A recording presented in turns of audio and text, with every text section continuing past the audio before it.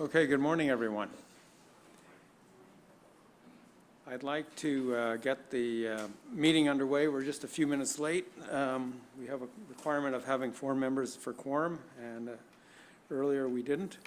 I'm going to call to order the Niagara Regional Police Services Board meeting for Thursday, the 31st of May. Any declarations from any members of pecuniary interests or conflicts at this meeting? Not seeing any. We'll move off that. The minutes from the previous meetings, which is number 84 in your package, if I could have a mover and seconder for that. Moved by Member Bonham, seconded by Member McKendrick. All in favor of the minutes? Okay, that item is dealt with. I have my report this morning. Before I begin in my official comments, I just want to remind everyone that this meeting is videotaped and will be posted to the board's YouTube channel following the meeting. The Niagara Regional Police swearing-in ceremony on the 26th of April, the service held a swearing-in ceremony to formally recognize 8 new recruits of the Niagara Regional Police Service. Chair Gale, Member Bonham, and Member Stewart attended the event on behalf of the board.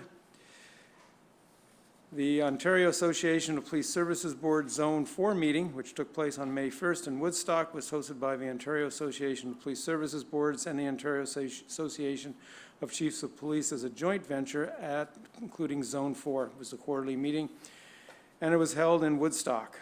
Member Stewart, Board's Executive Director, and myself attended the event.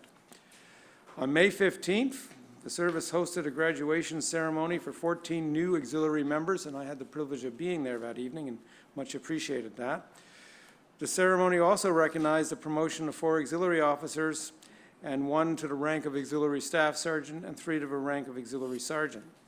Member Stewart and myself attended the event on behalf of the board.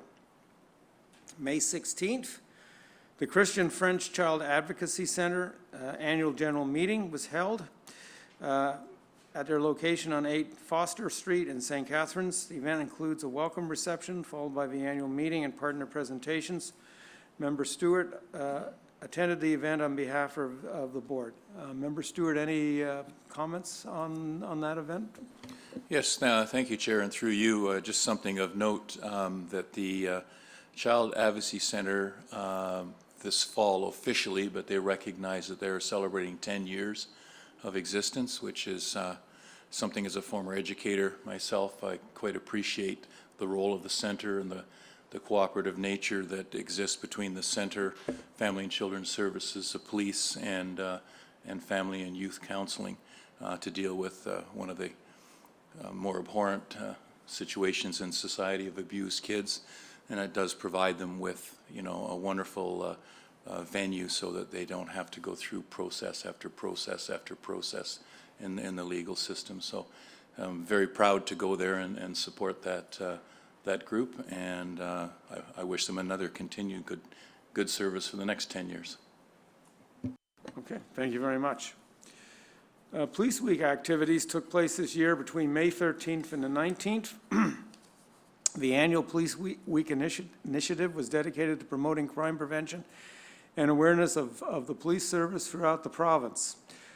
The 2018 theme was celebrating police and community partnerships and provide an opportunity for citizens to discover the many ways police are working with and celebrating our community partnerships. The Niagara Regional Police Service held several events throughout the week, and Chair Gale and members Bonham, Stewart, and I represented the board at various events. Excuse me. On May 22nd, the Niagara Regional Police Service annual awards ceremony took place, along with the Senior Officers Association, hosted the event at Club Italia in Niagara Falls. The event recognizes outstanding service members and fellow citizens that have demonstrated excellence or made an invaluable contribution to the Niagara community, as well as a commitment to the service and numerous long-standing employees.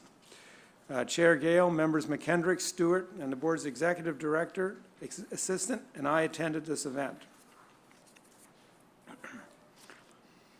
The Ontario Association of Police Services Board annual conference and general meeting took place in Blue Mountains. That took place between May 23rd and 26th. This year's conference theme was implementing the new Police Services Act. The conference program focused on educational sessions about cannabis legislation and a review of Bill 175, a Safer Ontario Act, and various private sector partnerships in policing. At the AGM, Member Stewart was reappointed to the Board of Directors of the Ontario Association of Police Services Board to a position that he has held for 7 years and has been re-elected to serve a third term as treasurer for the years 2018 and 2019. Chair Gale, members McKendrick, Stewart, Board Executive Director, and myself attended the conference on behalf of the board. Member Stewart, any comments or follow-up on that? Okay, thanks. It was an excellent conference. Member McKendrick, any? Nope, thank you. Upcoming PSB meetings. The Police Services Board next meeting is scheduled to be held on Thursday, June 14th. It's our committee meeting day, and the regular monthly board meeting will be held on Thursday, June 28th. Both meetings will start at 8:30 a.m., and they're held in the community room here at Police Headquarters in Niagara Falls. Those are my only remarks for this morning. I will turn it over now to Chief McCulloch for his report. Thank you, Mr. Chair. I'll start off this morning with regards to a recent court decision that involved strip search procedures that you may have read in the paper. We recently became aware of two criminal court cases that resulted in acquittals following Charter of Rights and Freedom applications which challenged the strip search practices of the Niagara Regional Police Service. As a result of these recent decisions, I have directed that a review of each of these cases be undertaken to determine the exact circumstances that led to these unfortunate results. I can advise that in 2016, a service review of our strip search policy was undertaken in response to province-wide recommendations by the Office of the Independent Police Review Director. And as a result of that review, our policies were refined with regards to privacy issues, officer training, and record keeping relating to strip searches. The recent cases identified predate those changes that were made in the beginning in the fall of 2016. So I'm quite confident that the circumstances that led to the recent criticism of our past practices have likely already been alleviated, but we've ordered court transcripts, and we'll do a fulsome review to make sure that if there's any lessons learned and anything that we can do as far as policy, we'll adapt and do so. Just on a positive note, we received notification from the International Association of Women Police, and Superintendent Cindy White has been selected to receive the prestigious Excellence in Performance Award from that association. During her 32-year policing career, Superintendent White has had a profound impact on fostering positive relationships with the Niagara Regional Police Service and the community.